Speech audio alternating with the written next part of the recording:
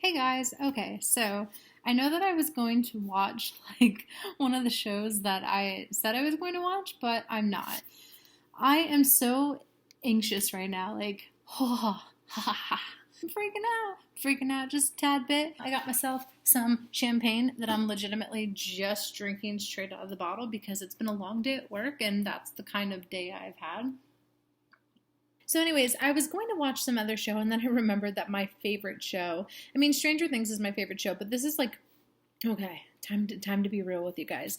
I'm a shipper. I ship stuff like crazy. I'm a huge romantic. I love hope. I'm a hopeless romantic through and through. Always have been. The hopeless romantic aspect doesn't have to just be for romance. I mean, it like I love romance, but the hopeless romantic kind of carries with me through everything, through like family love and to friend love and stuff like that. That's why if you notice when I watch shows, I tend to focus on the people and the relationships that are built.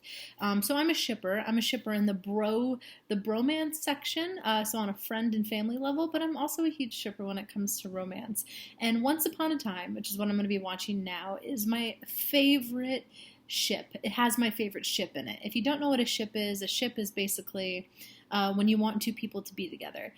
So my favorite ship of all time is Captain Swan. This is a hate-free zone, by the way. I know some of the fandoms can get crazy. I stay away from all that. I don't indulge in the crabbiness of like people fighting over fictional characters. It's just not my forte. So if you're not a Captain Swan shipper, this probably isn't the video for you because I will be fangirling a lot, and I'm so excited because I thought I wouldn't be able to find the link for a few days, and I got off work like way after it had already aired and everything. But thanks to a friend of mine on the internet, I was able to find the first episode of the sixth season, and I'm dying right now. I'm just warning you. This is gonna be bad. This is gonna be bad. It's bad. Okay, here we go. Of course, this was already shown in the sneak peek a while ago, so I'm not shocked at what's happening right now. I've seen this bit already because they released it at Comic-Con, I believe.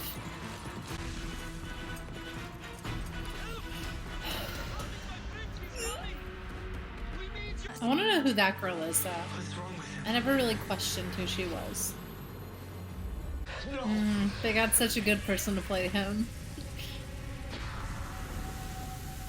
It's the fate of Satan. No, it's not. Shut up. I'm really happy that they're getting into the savior mythology. It's about flippin' time. By the way, fair warning, if I don't seem surprised at certain parts, it's because I do indulge in spoilers when it comes to this show. So there's certain things like, oh, they're at the CS house. Oh, damn. Okay.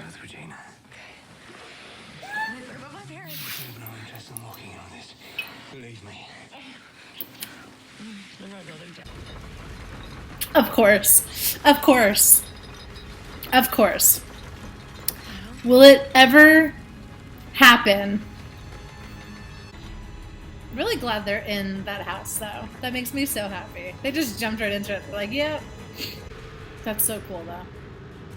It kind of reminds me of something from a movie, a miniseries called Alice in Wonderland. It was like a sci-fi version, though. I believe you mean my town. Oh, fuck you. Look at Henry. You tell him, Snow. Oh, tell that to the doctor. I fucking knew it! It's not gonna work on him. Oh my god. This is such a clever way to introduce new, kind of like the small town vibe of season 1, but instead of focusing on the characters in the town, we're focusing on new characters that are brought to the town. Awesome. This is so fucking cool! So I'm fangirling, so I'm trying to contain myself for you guys, but it's not working. This is only... Oh my god, it's only 5 minutes in. I can't believe we're here already. I can't believe the 6th season is here already. Fucking parallel to Aladdin. Oh, he did that face. He knows. He knows something's up. Yep, hubby ain't taking no bullshit. I wonder if all the stories that are brought to this town parallel other stories. Probably not, but... Okay.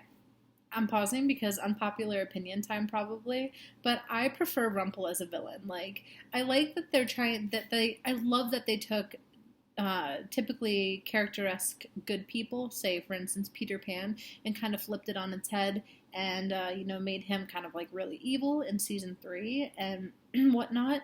And I like that they did the same thing for Captain Hook, and they did the opposite of that, like in Little Bo Peep and all this different stuff, right? I like that they're kind of mixing it up. But as much as I love a good redemption story, and I prefer certain characters to be the ones that are on a journey of redemption, for instance, like Regina, I want her to be a redeemed character. I don't want her to stay evil. I'm kind of over the evil queen aspect, which is the one thing I wasn't too excited about with this season, just because it's been done, right? And not that I'm not excited, I just don't have any kind of feeling about it. But as far as Rumple goes, I love Rumple as a villain. I don't want him to be good. It doesn't feel natural because for as long as he's been a character, he's always fallen back into the badness, into the darkness, into the power hungriness, right? Even with his wife pregnant and everything. So my favorite Rumple is Rumpelstiltskin in his full-on alligator shiny coat, crocodile look. I love him as a villain, and I'm like hoping that he stays that way. I'm hoping he's the ultimate big bad of the overall series, and that Adam and Eddie don't kind of want to whitewash every character, I don't know if that's the proper word, but you know what I mean. Oh, Zelina's moving in. I'm really looking forward to the sister aspect. I feel like that's what they both need. What is going on? Of course not. Oh. Well, we may not have to worry about him anymore. Jack will finish his weapon. Oh. See, I'm pausing it again because also I want to kind of say something, but I really do love Snow and Regina's relationship. That's one of the relationships I think that is done really good on the show, and I feel like that's a friendship that I actually felt like I've watched grow and develop. So that's why I'm saying this now, because we're about to watch a scene between them. I'm so excited with this show, guys. I'm flipping out. While everyone was afraid of the queen, you not quite as much. Ooh. Ooh. No deal.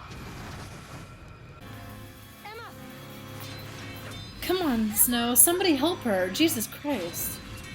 Just like your trust. Ooh, he threw her under the bus. Wait. Damn.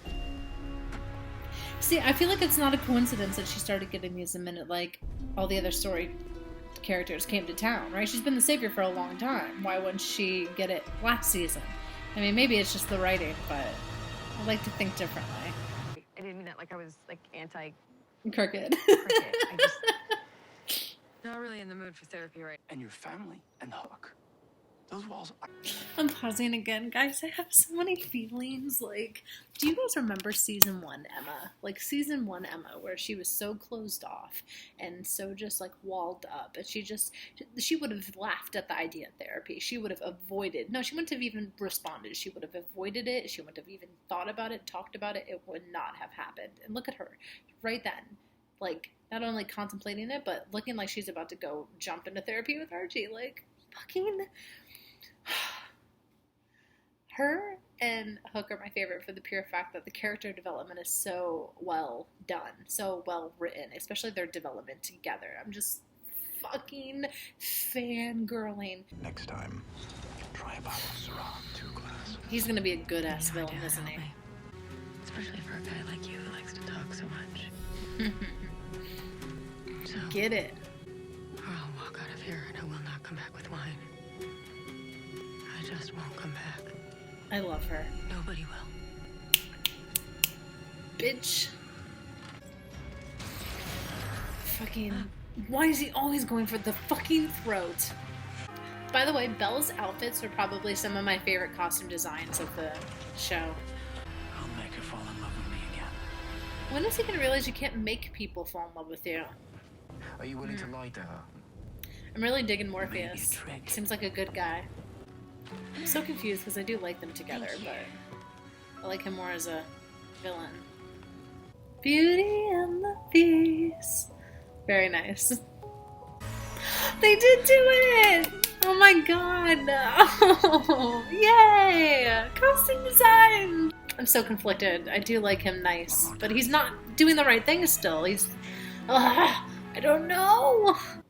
Since Robin died. I'm really glad they're continuing talking about him, not In a moment. brushing it under the rug. What?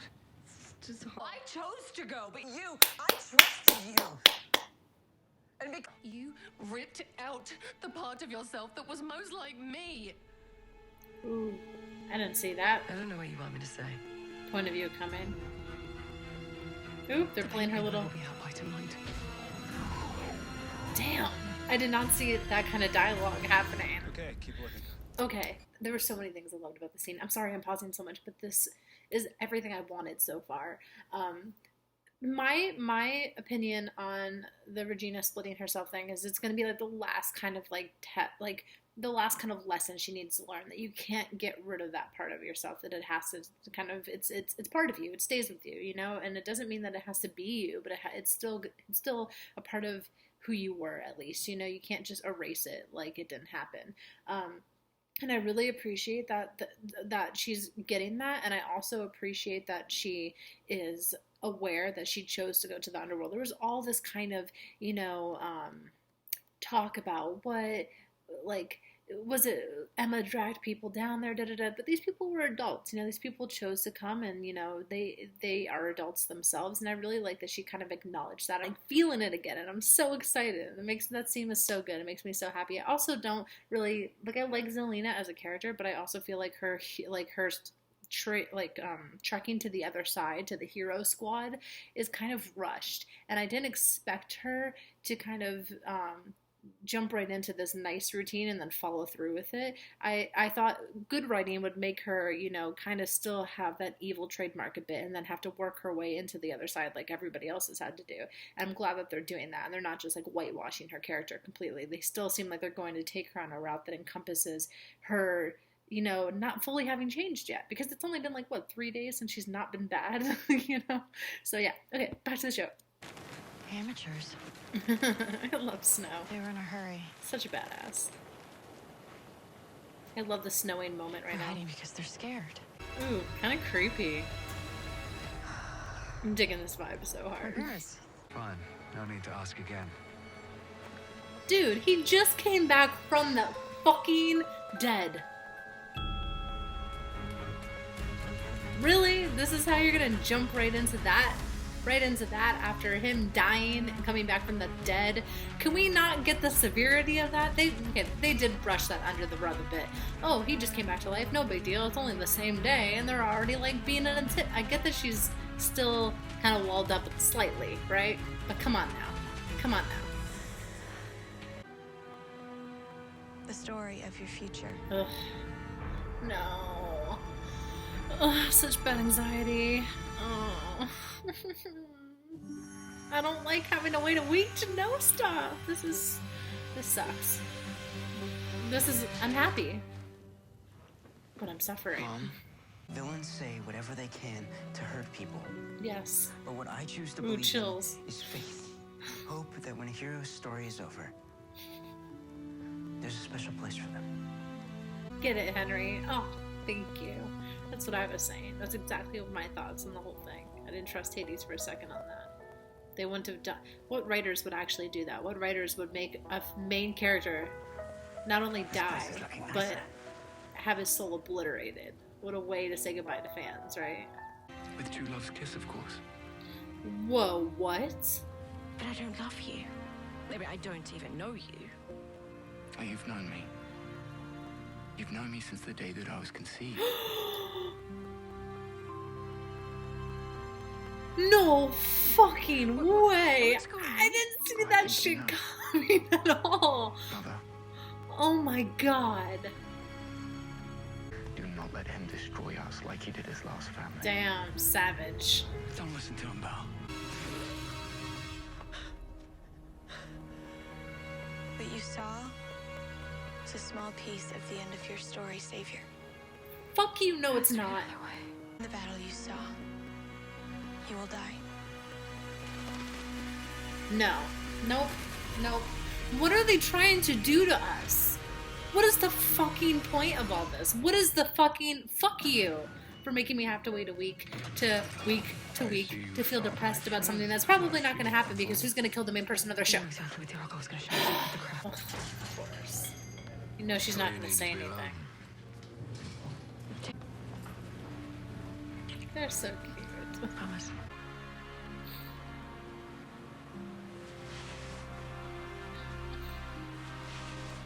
I was an awful stepmother. You are the one who taught me that hope is a choice. There you are. Oh, is it? It sounds like the evil queen. She's gonna be like dressed up as Regina? Regina or some shit.